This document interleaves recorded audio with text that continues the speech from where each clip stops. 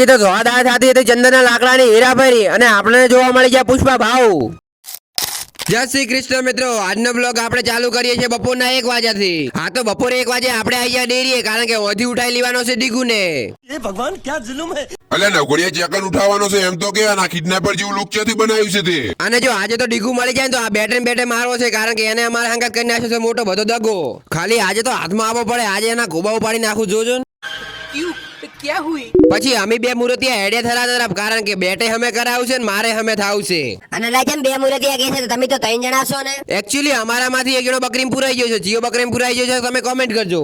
ये तो latest news है। પછી મેં કરી નાખ્યો પુષ્પા ભાવને ફોન, કારણ કે હોય તો થતી હતી લાલચંદનની તસ્કરી। અને પુષ્પા ભાવને ફોન કર્યો એટલે અહીં તો એમ કહેતા હતા કે ચિંતા ના કર, આ તો મારો ઇલાકો છે, એટલે હોય તો ધોળા દાડે થાય તસ્કરી।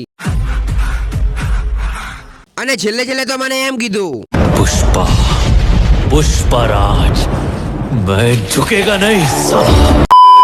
પછી ફાઇનલી આપણે પહોંચી ગયા થરાની અંદર। અને આજે તો થરાની અંદર કોઈ વધારે કોઈ ભીડ હતી નહીં। ना क्या चाहते हो? અને આપણે અહીં જેમ આવ્યા છે તમને ખબર છે? એટલે હાજુ તમને જેથી ખબર હોય, મેં તમને કીધું જ નહીં, કારણ કે આપણે અહીં આવી જશે વાળ કપાવવા માટે, કારણ કે હમણાંથી મારો લુક બહુ ખરાબ થઈ ગયો છે। તો મને હવે જોવા તો છેલ્લી વાર મારો હુગરીનો માળો, કારણ કે ઓના પછી તો આપણે થઈ ગયા બાબલા જેવા તૈયાર। નવગણિયા હુગરીનો માળો તો ઠીક છે, પણ તમે આઈફોન જેમ બતાવો રહ્યા છો। તમારે એકલા જોડે નહીં કોઈ આઈફોન, મામા જોડે પણ છે। अरे बाप रे, ये तो धोती खोल रहा है। ફાઇનલી બકરો હલાલ થવા માટે થઈ ગયો છે તૈયાર। અને આજે તો એટલા બધા નાના વાળ કપાવા છે ને કે કોઈ ઓળખી જ ના શકે। પછી વાળ કપાઈને આપણે થઈ ગયા ઘર તરફ રવાના। અને આ જો મારો ફાઇનલ લુક લાગુ રહ્યો છે ઋતિક રોશન જેવો।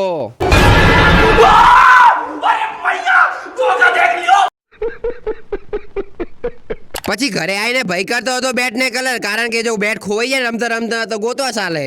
અલા એવું નથી, આ બેટ ને કલર કરે ને કાળો તો કોઈની નજર ના લાગે, એટલે હટ આઉટ ના થાય અને 6 ને ચોક્કસ જાજા કરે। चल झूठ। અને આ બાજુ પપ્પા નવરાવતા હતા ઝારખંડ, કારણ કે શિયાળો આવી ગયો છે ને। પપ્પા રહેવા દો, શિયાળા મોણા નહીં ના તો તમે ઝારખંડ ચમ નવરાવો રાશો?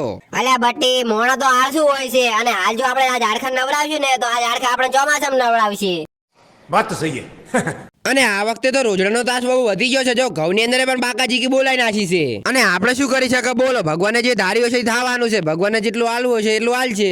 આશા કરું છું આજનો મિની બ્લોગ તમને બહુ સારો લાગ્યો છે, કારણ કે હમણાંથી આપણે મિની બ્લોગ ઓછા બનાવીએ છીએ। તેનું એકમાત્ર કારણ છે કે આપણે 12મા ધોરણનું બોર્ડ છે, એટલે થોડુંક ભણવામાં પણ ધ્યાન આપવું પડે। સારું લો, આજ માટે આટલું જ, મળીએ આપણે કાલના મિની બ્લોગ સાથે। ત્યાં સુધી બધાને બાય બાય।